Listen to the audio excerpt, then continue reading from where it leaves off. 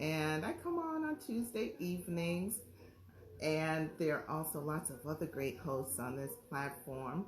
Shout out to Rose Solo. Look, she just came in right on time. I was about to shout her out, and she came on. Yes. Shout out to the other hosts, Rose Solo, and also to Cherry Garden. Rosolo has her show that comes on every week as well as Cherry Garden. Edley Shine, I see, is on time. I would love that. The big voice. So us. Oh,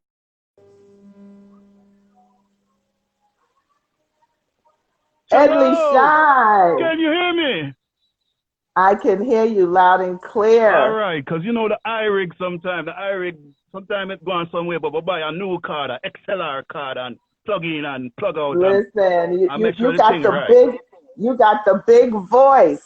You see, Okay, you see, you're doing it right. You have the big voice, the big sound, and the you, big children. I'm there, I work on a chicken with a jerk. We love it. Well, welcome to Caribbean Life TV. Thank you for joining us All here. right, all right, And as what you they say? call you, the big voice, I was just telling our listeners a little bit about you that you are one half of the famed duo Born Jamericans, but you Right, have a new project out, an EP, which we will talk about in a little bit. all It's right. called Based on Talent. So All let's based on just that. dive right on in. Now, as I mentioned, you achieved great success with Born Americans in the 90s, right? Right. With Kids from Foreign 94 and Yardcore 97. Right. Talk to me about how the duo was born. Well, Born Jamaican started with Mr. Notch, who was the singer, and me, Edley Shine. We met in Washington, D.C. at my father's record store, which was called Music Box. That's in an area outside of D.C. called Langley Park. So people from the Okay. DMV, them know about Langley Park. It's like a Jamaican, Honduras mash-up type of place, right? So Okay. we met there, and he was buying 12 inches versions to DJ over.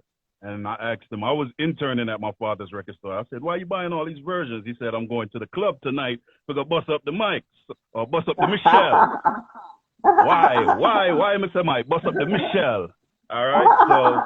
So I said, yeah, so me do me little DJ thing to find it, but me kind of nice with it. So we exchanged numbers and linked up. And I had a little sound system because my uncle is Freddie Dredd from Emperor Sound in Washington, D.C. Oh, Yeah, Empress, listen, I used to hang out in DC them time. The Empress sound was a big sound. yeah, man. So all of them is my family. If you look at us, we all got Okay. the big forehead. That's the pain signature right there, the forehead. So, Okay. I always kept a sound system, and me and Nut started parring and hanging out. And I said, yo, that your voice wicked. At the time, he was more emulating singers from Jamaica like Pinchers, Pliers, and those type of styles. But me tell him, say, yo, you can have an identity of your own as a singer. You just have to just start, write your own material, carve out your own niche, your own notch. And he ended up calling himself Notch. So from there, we started working on a demo tape. Our manager at the time, Kitson Walker, he lived in D.C. He moved to L.A. He saw us in the studio working on our demo tape. He said, hey, you guys sound like you have something. So when you finish your demo, send it to me in L.A. He took it to L.A. and he gave it to a lady by the name of Leslie Cooney, who worked for Delicious Vinyl. Delicious Vinyl at the time was an independent label, but it was the biggest independent in California.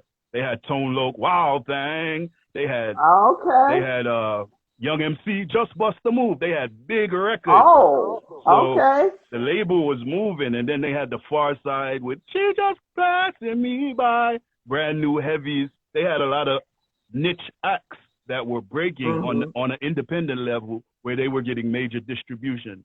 So as Shabba Rankin, Patra, Mud Cabra, all these songs started crossing over from Jamaica, they were looking for a reggae act. They tried to sign some acts from Jamaica, but all the yard band them stay them tough. When them sit a little pale face, them go on bad, them want them money.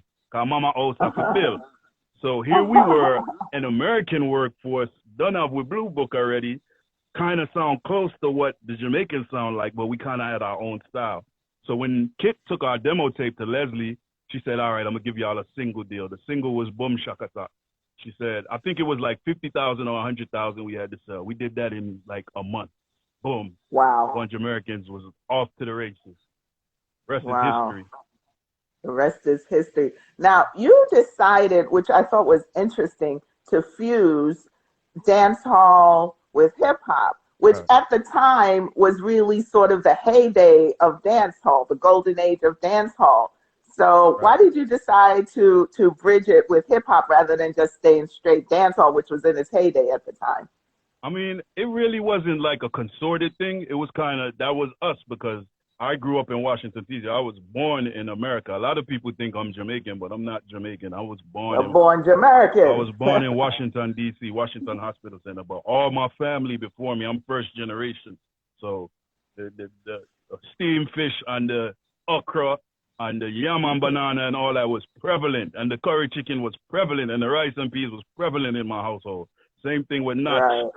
See, half a Notch family is Puerto Rican and the other half is Jamaican. So we both had the melting pot. So of course, being in America, we influenced by hip hop. I loved Heavy D, Run DMC, Big Daddy Kane.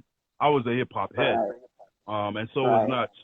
But we went to Jamaica when we first got our record deal. We tried to link up with Bobby Digital, but what happened? His mom died the week that we got to Jamaica, and everything kind of shut down after that.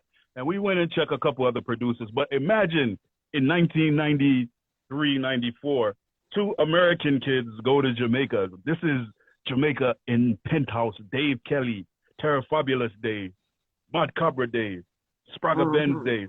And two American kids show up in Jamaica and are like, hey, we want to be a part of your little dance hall thing that you got going on. We kind of like it. Little thing you got going on down here. We like it. my tone kind of matches you. I might not be able to talk all the ghetto slangs, but if you tell me the slangs, I'll be able to say it. The producers was not having it. They was like, Born Jamericans, American youth, I try to take with dancehall, I run with it across the world. So we were forced to leave Jamaica and find our own sound, and that ended up being hip-hop. We took the hip-hop drums that we loved from the hip-hop we used and the Coxsone Studio One because that kind of had the jazzy, soulful R&B feel of the real rock rhythm and the Tagalog rhythm. And we just blended it together and then masterminded the concept. The rest is history. So that's kind of how we fell into the sound. Definitely masterminded it for sure. What did you learn from that time? Because we're going to talk about the new project in a minute. Right. And what did you learn from that time that, stays relevant for you today as you make music? That you're only as good as your last song. And damn. no matter how hard you try, if you're born in America, Jamaica won't rate you unless you have money. That's the really? You really feel that? I really 100 million% feel that. Wow. Has there been an American artist that came from America, that was born in America, that jumped into reggae music and dancehall and actually went to Jamaica before having a video on TV, before the marketing strategy of the record label and everything kicked in to make them look bigger than life, that Jamaica actually rated? Think about it. There's never been an artist like that. All the artists that Jamaica respects and rates had to leave Jamaica, including Bob Marley. Leave Jamaica, go elsewhere, build up their repertoire, build up their success, have an aura of success around them. Come back to Jamaica. Build something in Jamaica. Buy a Guinness for all of the man them in the studio. Kentucky run, food run, everything run. Then they be like, yo, so the artist bad still, me rate him. That's when you get your rating. But you have some bad artists with they in America that can compete with what's going on in Jamaica, but Jamaica is the ground and it's their thing. So I get it. I don't hold no malice towards the culture for wanting to embrace and uphold what has been a mainstay. But at the same time, ratings, and because I spent half of my career saying, yo, Jamaica, I rate me, yo, look how long me out try to hold up the thing and me I push my Jamaican culture alongside my American culture. You gotta rate me. I did it on a big level. I took it to levels that a lot of y'all ain't make it to. They was like, bad like. And you still felt you weren't getting it. Yeah. I mean, and you still felt like you weren't getting the just, attention and ratings that you deserve. Right. Even if we ran a campaign in Jamaica back then, now I think if we were to start now and come out in Jamaica, the mindset has kind of changed. They're more open. They've been exposed to the internet. They've been exposed to pop culture. Because before, even back then, they were like, "My, me don't want to hear no Yankee slang and everything, no twanging. Yeah, don't pronounce the H and the O. And, yo, you have to keep the thing Jamaican if you want to do reggae music and dancehall." And we were just like, yo, it came to a point where I was like, I have to be myself. I can't succumb to the pressure of, if you go try mash up Sting and go mash up hardcore dancehall. It just never been me. I can do it. Right. I can do it on a level, and I can emulate it on a level. But still, to the average hardcore Jamaican that's walking the street, downtown on Iron Street, they could hear the difference between me and per se somebody that come from Jamaica, and it's only right. So I don't have a malice against it, but I stopped trying to pander to that crowd because I can never win them over. The only way I'm gonna win them over is they see me get a Grammy or they see me have some type of high level of success with what I'm doing, and then they'll be like, "Yo, you know they said the artist bad still. They did rate him still, you know. Before him gone from Billboard and all these things now, man. Make we go check him now. Make we go ask him for your thing." That's Jamaica. Just what it Wow. is. Yeah. It is what it is. It is. I respect that. Let's change gears now. So now All right. it's 2 decades, and you're back with your new project based on talents. Right. Based on talent, 6 songs, and it describes you as shedding your past gruff voice, Right. East cadence to show a full, beautiful arsenal of vocal range and penmanship. In other words, you're singing a lot as opposed to your songs that you did with Born Jamericans. You were more the guy that was, rapping with the Jamaican sound on the tune them. So now you're more singing in this project. Right. Why did you decide to make that change for this project? It was just a conscious decision on myself because when I was working on the EP, the producer that did a lot of the songs, his name is Rose Summers. He's a young producer from Jamaica. And yes, when I was working with him, he was like, "Yo, I this I go on in all the streets of Jamaica, I this I hit, that sound, yeah, that style of DJing, yeah." And I was like, okay. So I was listening to him, and I was listening because when he was with me, he was producing songs for any hot artist that you could name in Jamaica. He was licking a rhythm and sending it down to Jamaica. And I've seen songs leave my studio, go down Jamaica and run the place. And I'm like, yo, it's amazing. And he's like, yo, where them I say? Oh, them I say it, and the style where them I put on it. He was like, I could write that for you and give it to you so that you can finally get the ratings there that you've been chasing all these years. I'm saying?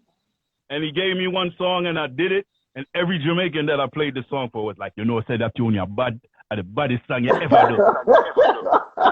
And that showed me right there that, you know what I learned from that? That it's a formula that these DJs and these singers use in Jamaica. It's certain things they say, certain ways that they say it that hold the people. It's a certain mentality. And only if you grew up in Jamaica and dip on the ground and then a dancehall in Jamaica, you would know how to express yourself in that manner. Because they could say some of the most vile things to a female, and the female be like, yes, do this to me and do that to me. And I'll be like, yo, if I was to sing that in a song to a female, they would want to have they would me to me all the way to the grave. But I'm guilty of that, by the way. Yeah, I'm definitely guilty of it. It's a cheat code that they have, and the way that they say it and the way that it grooves over the rhythm. It no offend you. It just sounds sweet. You say, yo, say Ephraim I talk, but I like how him say it. So it's really not what you say, it's how you say it. So he was giving me that type of style, but I was like, yo, if I become codependent on you giving me what's hot in Jamaica and that becomes the style people recognize me for, suppose you decide to run off, God forbid something happened to you. The whole of my legacy and the whole of my music gone with you and your pen. So it has to be me. So I had to sit back and ask myself, what's me? When I was in Born Jamericans, sometimes I would be in the studio, the singer would be in the corner, and I would write a whole song. And I'd be like, yo, listen to this song right here. And I would do the singing part, and I would do the DJ part. And him and the producer be like, yeah, man, that bad, I like that. He was like, I don't know if I can sing it. I don't know if it's my tone. So I would go in the booth and do the singing part, then do my part. A lot of this people wow. don't know because back then I was a team player. Born Jamericans was Beauty and the Beast. The beauty of the singing, Mhm. the image of the singer and everything. That was the beauty. That's what people fall in love with. The Beast was the Mhm. humble soul of the group that was in the forest waiting to be discovered, but he didn't really have the recognition. And I knew this. I knew that being in this group, the yin and the yang, the beauty and the beast, I seen why people gravitated towards that, but I see why people gravitated towards the rough side. It was the contrast that made it work. And I knew this early. So when I was working on my EP, I was like, I want to show people that even though you fell in love with the face and the image and what you thought you were here sonically, the soul of it and the heart of it was coming from me. And that's what I wanted. Out of anything else, out of money, out of fame, out of being on the front page of Apple and Spotify, I just want people to listen to the music and be like, you know, it's Edley Shine talented in I'm own right. Man, a weak fence, like me did think. That's all this EP is for, is just to show them that, yo, it's all based on talent at the end of the day. That's why 20 years later I can come back and still have these conversations with people on, like you on your platform, because you know, say, you know, just talk to any and everybody. A whole heap of artists in the world you could be talking to right now. You could be talking to Dexter Daps or any other big artist, then, but you're talking to me. So that means that the music, the talent of the music struck a chord with you where you wanted to know more about why I took that direction. And so be it so said. Based on talent. So that's why you named it Based on Talent. Got it. Because, So another because conscious choice that you made on this EP was to have no features. right. Why was that? Because I wanted to be able to show people that I could carry a project on my own, for better or for worse, for richer, for poorer. You get 6 songs and it's just me. All the tonalities, all the changes of the vocal, it's just me. All right, sorry about Hmm. that. My phone are dead. No. But anyway, I'm gonna keep this quick. I just wanted to show people my talent and my diversity. And I had songs with features on there, big features that could have mushed up the place. But I saved that for a next project and just put this out there to show, hey, Edley Shine is a talent in his own right. Listen to the music and judge for yourself. That's it. Okay, you can't let your phone die, Edley Shine. I know, man. That's my fault. I was running the streets You, before. you have to charge up when you come on Caribbean Live TV. No worry yourself. If me drop out, I have my iPad right just at 100%, we'll just switch over and keep it moving. No worry yourself. I heard that. All I right. heard that. Okay. So a little while ago, you mentioned Rose Summers, Right. and you know, a very talented producer. Has worked with Coffee, Tommy Lee, Ding Dong. How do you choose the producers that you want to work with? So, I mean, I went to a lot of producers early out because remember, this has been a 20-year span of me trying to get back to this point of making music. And what ended up happening, a lot of the Jamaican producers didn't want to work with me because they didn't feel like I was the key component for them to work with as an individual. So, right, so from going to Jamaica, having doors closed in front of me, I said I have to find a producer that have that militant mindset as well as that open mindset to produce what I'm bringing to the table. So when I met Rose Summers, he not only could produce hardcore dancehall, he produced R&B, he produced trap music, he produced country music. Oh, He was real diverse, and he's from Irish Hill in Jamaica. So finding a Jamaican that had the same worldly views as me was a godsend. So when I met him, I immediately started working with him, and we dropped a couple singles. He came to America and stayed with me for like almost a year and kind of honed his craft and built up his own studio that he took back to Jamaica. And I'm glad I was able to facilitate that for him because being around him and having his schooling as a new generation Jamaican gave me a new perspective on music as well. So working with him been a godsend, and he introduced me to Rhythm Boss. Rhythm Boss produced right. his biggest song is Scorch Earth by Vibes Cartel. So he's a Hmm. young producer, but he's on the rise, and he's working with a lot of artists in Jamaica. So he did Big Man Ting and Park Up, and Rose Summers did the rest. And it's just been a blessing to have him. And we like brothers now. Like anything him need in our Jamaica, he know he can always depend on me. and musically, he just inspires me with the things that he does. And he's been working with Coffee. He's been working with a lot of big dogs in Jamaica, but they never say his name. It's like Neo from the Matrix. We know where you're at, but we gotta keep your secret. But I always big him up and talk about him and load him up. That's me. Talk to me about like what's your process when you're writing a song? Do you hear, a song in your head and then put a track to it? Do you hear music? Do you see something, wake up in the morning, it inspires you and you just start writing? What's your process? My process is usually it'll come to me, like either the hook will come to me and it'll live with me. It'll haunt me for days and nights. Like a lot of the songs, like Babylon Breeze. I've been singing that song to myself for like the past 3-4 years, but I never found a rhythm that matched the hook till I heard that soul sample rhythm that Ro gave me.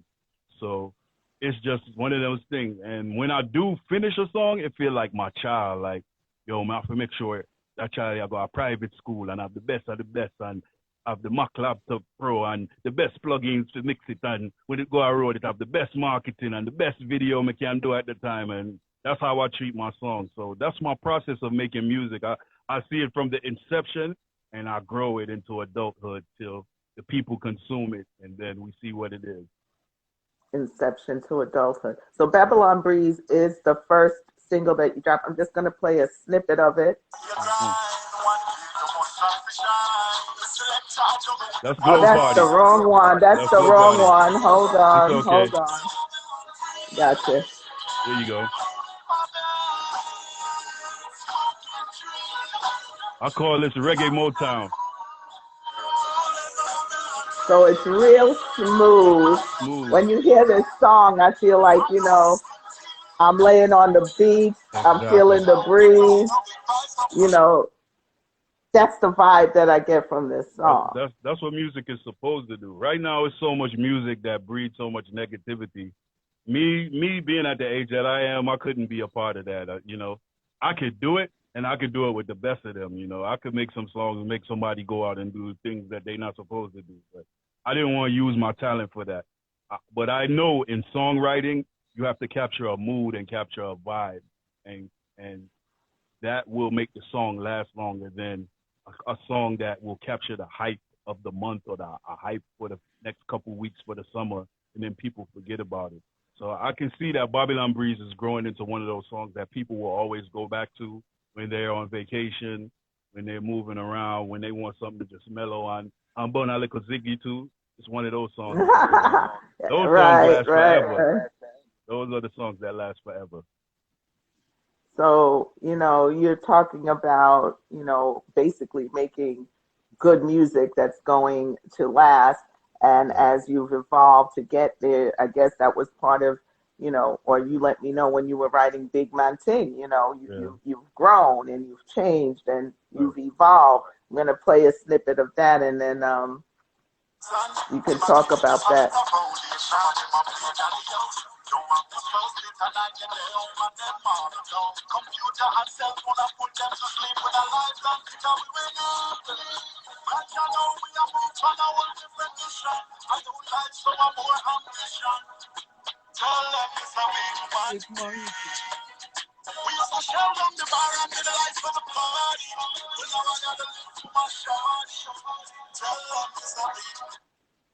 So you used to be the life of the party, shell down the bar. Now you gotta live for your shorty. It's a big man thing. It's a big man so thing.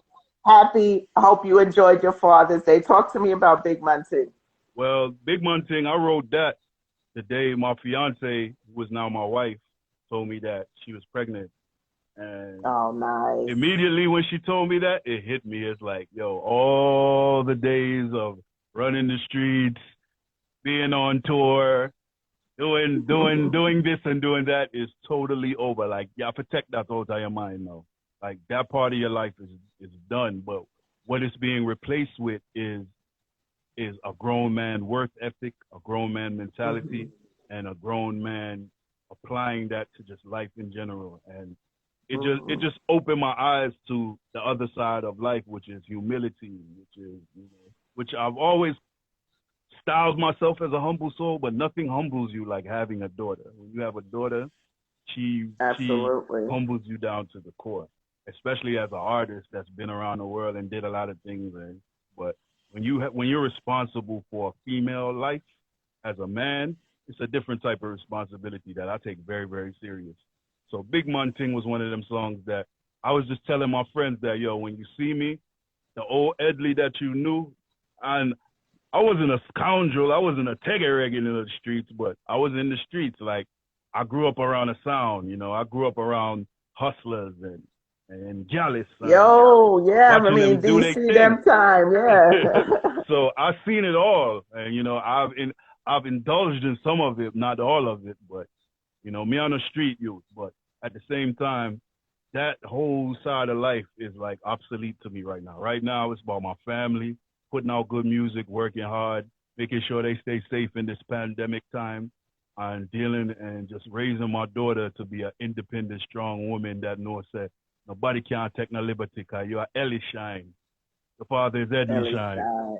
So nobody Ellie can take Shine. liberty. And I want her to have her own. I don't want her to be codependent on no one or no situation that she have to depend on. I want her to be able to open her own door key for her own yard, push button for whoever she want push our button for, and be our own boss in our own mind. That's my Absolutely goal for my daughter. independent. So Big Man Thing just accomplished Absolutely. that. It's like an anthem that I can listen to and remind myself the pledge I made that day when I knew I was going to be a father. I love it. I love it. Shout out to all the fathers. Hope Big up everyone every had an father, man. amazing Father's Day. Shout Mine was out to great. Lawrence and shout out to all the brothers out here that had an amazing Father's Day. Y'all don't get enough credit. So I love that song, Big Man too. So now you're talking about your life then and your life now. Give me Right. 3 words that would describe you then and 3 words that would describe you now. Then I was adventurous, still adventurous, but I was real adventurous because the world was my oyster. Every day we had tech playing like taxi back then. Now, not so much. Back then I was, just enjoying life, just living out my dreams, being happy within my dreams. And also back then I was kind of scared about the future because I didn't know what the future held. Scared. Held for the Wow. group. We were going through a lot of things with our record label. We were going through a lot of things internally, which kind of led to the disbandment of the group. And I didn't really know how I was going to survive in music and how I was going to move forward in music. And as you see, it's taken 20 years for me to get my act together. There's been times where I was like, yo, F this, I'm not doing this no more. But the passion of music drives me. So that's one of my now is passion. Like, I know that music is one of my loves. It was my first love, but my daughter is my first love now, followed by God, and then my wife in music, they kind of neck and neck right now. She want to kick music in his neck right now, but she know how important she is to me. So, but yeah, that's kind of where I am in life right now. And I'm just trying to be stable, be humble, and put out good music and continue on my legacy because I didn't want to leave it at why the group split up. One member went that way, and Daddy, you never did anything with music again. You just let it go. And I'm telling her old stories about when Born Jamericans mash up Bahamas in a 1991, and we step up on stage and a peer girl running at the front. And I wanted to grow up seeing me be passionate about something. And she sees me get up every day. I do my 9 to 5 stuff. Cause you have to have a 9 to 5 and at them time, yeah. I'm not a touring artist.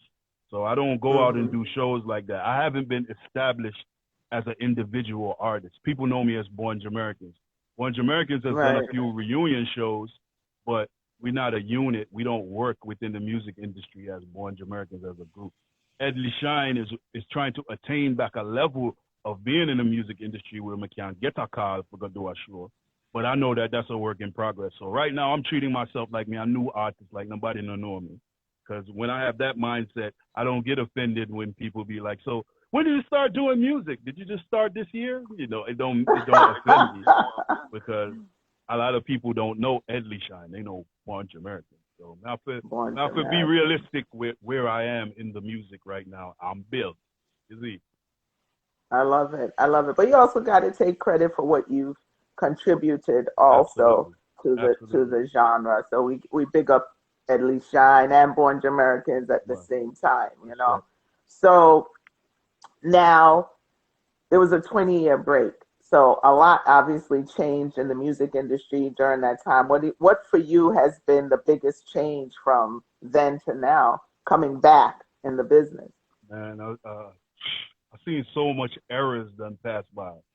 From 1998, you had the Rasta era. Yeah, you had the rhythms changing from the dancehall penthouse style with the bass line to Hmm. Dave Kelly, Tony Kelly, Stephen Right. McGregor. You had all these transitions. I saw the come up of Sean Paul. I saw Shaggy sell 20 million. All of this while sitting at home, knowing that I used to be schoolmates with these guys, and now they done ran off and became bigger. It's a lot of things that I had to process in those 20 years.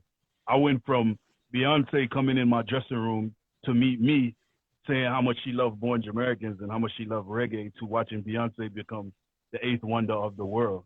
Those are the type of things that play in an artist's mind that make you go crazy. Like, yo, look how big she is now, and she used to ask me for my autograph. I them think they make artists go on drugs and start drink and it's like this Oh I no. wish raindrops would fall. Me never make that reach me. Me just know say, yo, it's gonna come a time again in life where you're gonna be able to present your art and people gonna be receptive. Just stay humble, stay focused, stay creative. Man. That's it. Nice. Wow. Come on. Beyonce. Yeah, That's that's crazy. so How crazy. did how did that happen? Well, back then, this was like 1997. So this was when Destiny Child had No, No, No. And we were in San Diego and we were doing a radio show because we had a song on the Yardcore album called Send My Love that became a crossover hit on radio, especially on the West Coast. So we were doing shows with all the big artists on radio at the time, and we would have the number one song in the market. So up here, "Send My Love" did I play along with all these big R&B songs on these big major labels. So that one particular show, we're in the dressing room, and a guy knocks on the door, and we're like, "Yo, who that? Fan, whatever." He comes in and he's like, "Hey, my daughters want to meet you." And when we looked up, it was Matthew Knowles. We said, all right. And we was like, so who's your daughters? He's like, Destiny Child. And we're like, oh, okay, we know Destiny Child. And all of them walked in. And Beyonce was like, yo, I love reggae. One day I'm going to do a reggae song with a reggae artist. And I love you guys. I like your style. And, we took pictures with them, signed autographs and all that. But those things stick in my mind like, yo, music can take you to so many heights and so many levels and put you in so many rooms. You just have to stick with it and believe in yourself. I use it as that more than the business poop you out and you are no Beyonce, so don't compare yourself to Beyonce. But I use it as, yo, look how far as a teenager and as somebody in his early 20s, look how far you and another person took a concept that you guys made in your mom's basement and took it to the world Right. and were able to be around all these people. It's still in you. The vibes, the soul, the heart is still in you. Never forget that. Don't make nobody call you down and make you think that you're less because you're more than what anybody can give you. Right. Real. Come on. Absolutely.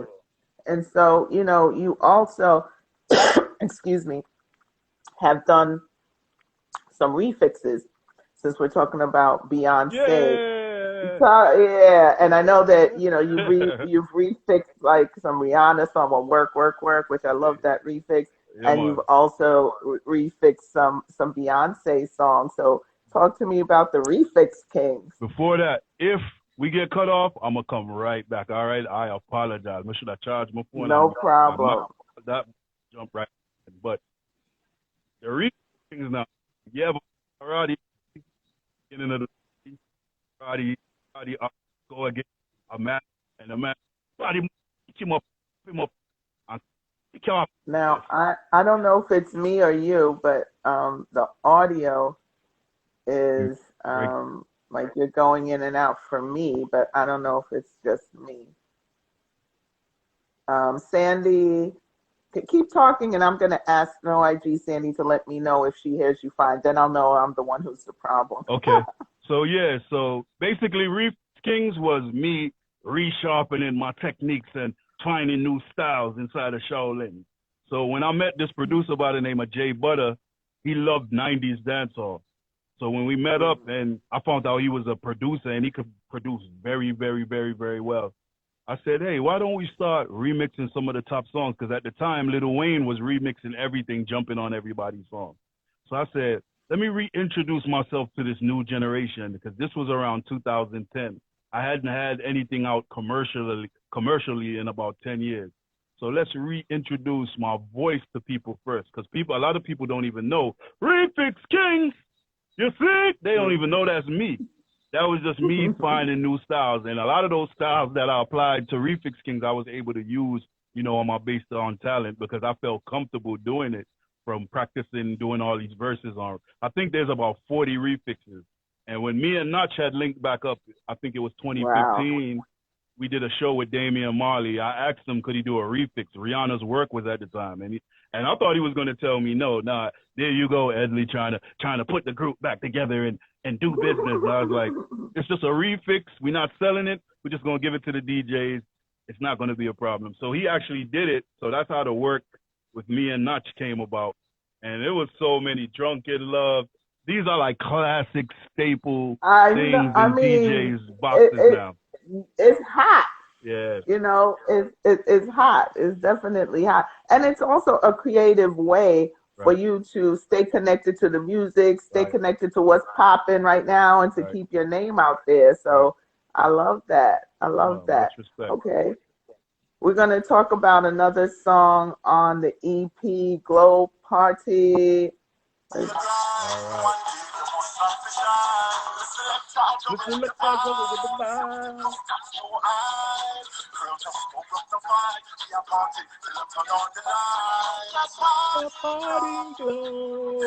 Everybody know us.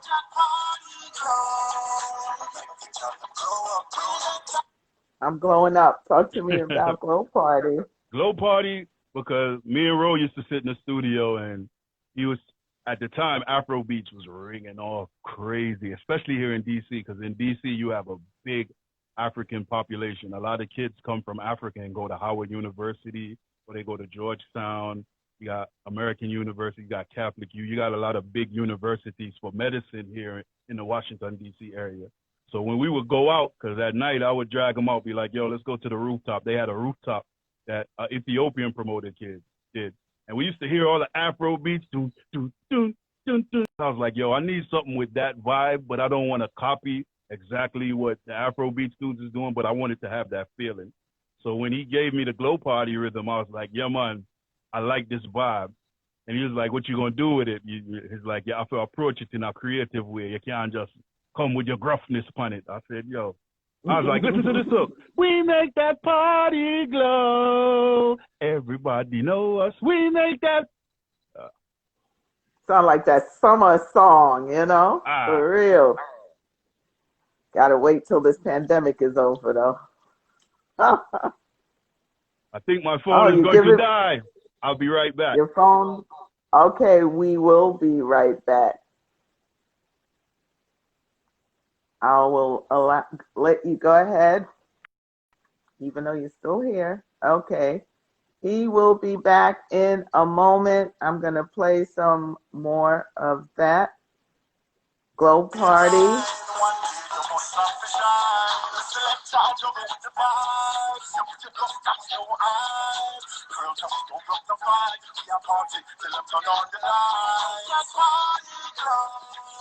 Big up to Cherry Garden in the building. Big up to Ro if you're still on. Tomorrow is Cherry Garden. So make sure you guys come back to Caribbean Life TV tomorrow for Cherry Garden. On Thursdays, we have Ro Solo back on track with Zanique. That's how big it tells you.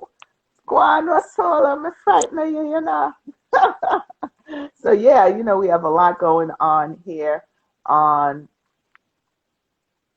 here we go. He's back. We have a lot going on Caribbean Life TV. So make sure you're following. Make sure you come back and see some more great interviews. Like I said, on Wednesdays and Thursdays. You're back. Edley Shine back in the building. I was playing a little more of Glow Party for them. So now you've done this this project, 6 songs. It's out. And first of all, I have to say, I'm a radio personality, so I obviously hear a lot of music. The production quality on this EP is exceptional. Thank you, thank you. So you definitely work with great producers. You also contribute to the production. So the production, all of that was handled by Rose Summers, and it was handled by So Rhythm he Boss. did all of that. He did Okay. all the making of the rhythms. Like me can't turn on an MPC. I would have prelude, truncate a snare and sequence it. I give all the credit to Rose Summers. So he's a big part of why he's an Ava EP. That's why I'm out to dig him up. And everybody that's on the live, go check out Roe Summers with a Z. Summer with a Z. He has a project out Somewhere with a Z. yeah, he has a project out called Far From Kingston. Check it out. Check out the EP and follow him on Audio Mac. Follow him everywhere. He's the future of reggae. Trust me. And a lot of people in Jamaica know it, but they don't never say his name. They don't never give him his credit. But me as a youth, me no stifle, me build champion, me no kill champion. You see? That's what that. We love it. So what's next up for Edley Shine? So for me, because of all the attention that I've garnered from this project, 2 producers have reached out to me, and they came via a friend of mine named Mike Patty from thepier.org. And the producers that I'm working with are affiliated with the Cali Roots scene. And if you don't know about the Cali Roots reggae scene, you have like Soldier, Long Beach Double Star, Revolution. I mean, millionaire Crazy. groups, billion-dollar industry, tour 365, 366 on a leap year. So for me to be introduced and come to find out that a lot of these Cali Roots fans that are big fans of Born Jamericans and know who Edley Shine is. Nice. So since I've been working with them, I've been featured on a group called Cashed Out. They're from Orlando, reggae rock group. I'm on their project. I just did a song for Pepper, which is another big reggae rock group in America. This scene here is like me being in the Katy Perry lane of reggae. Like being with these groups don't just work with anybody. They mostly work with like Kabaka Pyramid and a Damian Marley, Yellowman, Ickamos, like big names. So for me to even be inside the room to be able to lend my talents to these projects, I'm just trying to bring the vibe, and I'm also trying to expose them to what's going on in Jamaica and make them feel more comfortable dealing with the Jamaican reggae artists, because it's a big industry that a lot of reggae artists are missing out on, especially touring, because the Cali Root scene covers the entire globe from Europe to Man, It's a lot yes, of money in it. It is. it's a lot. And you're right, because it seems like, there's a certain time of the year, there's the Cali root scene, and then they go over to Europe and then Africa, and they tour over there for the whole summer. It's a whole scene. Let me tell you something. They have tours that go through on that Cali roots scene, Right. and they never come to Atlanta. Okay, Never. they have artists that are big, doing the big shows out there, and they never come to Atlanta. They come Some there. may not even come to. They come there, but A you lot know of where them, they, a you know lot where of they them go? don't though. You know where they at? They way up in Gwinnett County at one place of some big amphitheater that our people don't go to. You know, I go see them They do people have that, some that come to the amphitheaters, that's true, yeah, but a lot of it doesn't even come through here. Like wow, that is a vibrant reggae scene most definitely. on that on the West Coast. That is a vibrant roots reggae scene. I'm Right. talking about roots reggae Roots right reggae, now. right, right. That's a whole scene out there. So Come on. you said reggae rock. Describe to me what exactly is reggae rock. So you got to understand that the kids that's making this Cali Roots music, or reggae rock music, they are a lot of majority of them are from California, Southern California. So a lot of them grew up on the beach. A lot of them grew up amongst college towns. So they incorporate rock music. They listen to Led Zeppelin and Grateful Dead and all these different bands from back then, but they love reggae music. I mean, They do, it goes from 80s reggae to 90s to dancehall. They love it. So when they're making their music, that's why they love Born Jamericans so much, because we kind of show them that, hey, if Born Jamericans can take these hip hop songs that we know about and mix it with rubber dub, why can't we take a Led Zeppelin riff and put it on the Stagalog rhythm or the real rock and expose it to our crowd and the kids that don't know about Jamaican reggae. And so said, so done. And they have their own installed fan base. So a lot of these groups are Right. going multi-platinum, winning Grammys, Mhm. doing the most, and they're considered reggae groups in America, but Jamaica don't know about them. And the average Caribbean person don't know about these.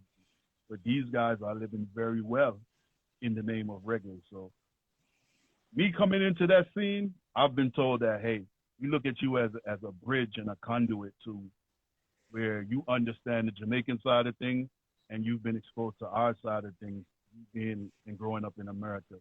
So maybe you can bridge the gap. Yeah, because I've been told our type of tonality, our slang and our voice is what's needed and is a staple on that scene and people love it, you know. And the artists Nice. that do capitalize on that scene, they know who they are. I won't call no names, but that's why them able for living out of ills at Jamaica and tour and do all the things and get these platinum plaques and get these Grammys because they're staples on that Cali root scene. I know just Yep. Caribbean That's facts. people don't buy music. We know that. They'll come to the show, they'll jump up in the carnival and love the music, but the purchaser, there's a music consumer purchaser that buy the music. Them don't want to download, them don't want to go up on them Apple and push the $9.99. That's what make them feel good. At them people, them want to power with. Trust me. Well, it sounds like you are parring with them. Sounds like you might have. Sounds like maybe the 9 to 5 is going by the wayside soon. We're gonna see.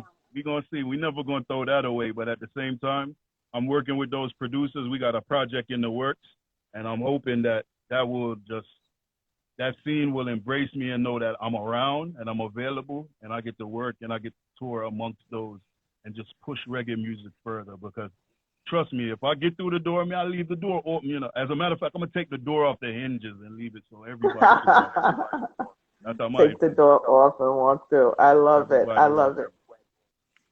Edley Shine, before we go, I just want you to give some parting thoughts on just anything, before you go. I just want to big up the whole Carib Life TV. I really appreciate you having me. Are you guys affiliated with my brethren Beware, the TV show that he's having? Are you guys a part of that? No, those are two separate. Caribbean Life TV and Carib Life ATL are two separate platforms. Okay. Yes. Okay. All right. So said. So but just big up ATL. ATL has been very good to me over the years. I can remember coming to Atlanta, coming to Freaknik for the first time. That was an experience. Can't do that anymore, but it was an experience. Big up. I've never been to one, unfortunately. I grew up in New York, and when I came down here, I guess, it had just died, it was no longer a thing. But I've seen the videos, I've heard about it, man. It was an experience. Imagine the whole of Peachtree Street just look like honest. That's crazy. The whole entire street, not just one little club. The whole entire city look like one big strip club. Trust me, a mad thing. But yo, Rose shout out says it's coming back. I hope so. I can't never come back. But me watch upon live. Me watch all of the live from the safety of my home. But big up to Cartel Sound. Big up Philip 5. That's my cousin. That's my blood cousin, Philip 5 from Cartel. Big up to Unity Sound from Atlanta. And just big up everybody from ATL. Big up Weber. Weber used to be part of Emperor back in the day. Yes. Big up Weber. Anywhere there, big up Weber. Yeah. Big up the whole of Stone Mountain. Big up the Jamaican Lounge. I see y'all out there doing things. Hopefully I get to come down. I was going to come there and do a video at Jamaican Lounge before this whole COVID thing. So once everything subsides, I hope to reconnect with the owners and actually come down to ATL and film a video down there. Well, nice. Turn up. Nice. Absolutely. Absolutely. Can't wait to have you here. Shoot your video. Maybe I'll be in the background. All right, no problem. No problem. We will make sure that the light is right for you. You see? That's what I'm talking about. Okay. Well, we thank you so much for joining us. We only have a few more minutes left. So your social media, Edley Shine, we have it pinned here. Yeah, man. Yeah, I know that you also have, like a record company or any other social media platform that you want to share with our watchers right now. Yeah, man. The website, www.shineless, Records.com. So that's SHINEALOUS Records with a S.com. So I'm gonna have merch, all my videos, everything will be up there. Please go stream the project, whether you do it on SoundCloud, Audio Mac, if you don't have a subscription, to my free 99 people, and then Spotify, Apple, and Tidal for my people that got subscription, as well as I'm on Pandora. So anywhere music there, just go check out the project. I'm sure you will find something you can appreciate on it. And just big up all other people them. It's a really nice project. I really enjoyed listening to it. And again, I mean, the production quality is par excellence.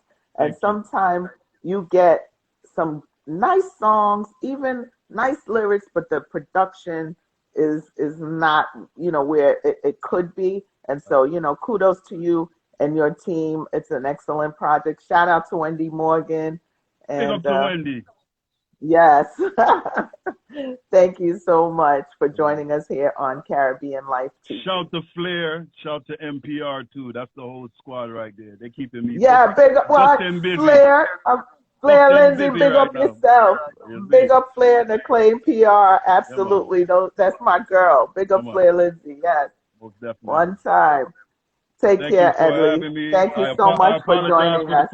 Next time, I'll charge that phone and use my next phone. Yes, it's all right. You're hot. You're hot, son of it. You just burn up the thing. You're hot. Come on. Much respect. All right. Guidance. One love, one love, one love. Thank you so much to Edley Shine for joining us on the Caribbean Life TV platform. That's what we do here. We have great interviews. We have great hosts. As I said, big up Rosolo, big up Cherry. It's always something going on here. Cherry does her interviews on Wednesday. Rosolo does her interviews on Thursdays. So check them out every week.